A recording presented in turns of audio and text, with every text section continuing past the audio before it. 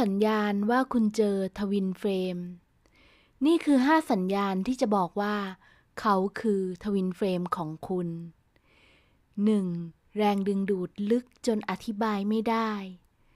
2. Synchronicity เช่นเลขซ้ำ222 111และเลขอื่นๆนะคะ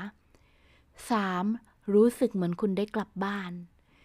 4. ทั้งรักที่สุดและเจ็บที่สุด 5. ตัดไม่ขาดต่อให้หนีไปก็ยังวนกลับมาเจอ ถ้าสัญญาณครบนี่ไม่ใช่รักธรรมดาค่ะแต่เขาคือทวินเฟรมของคุณ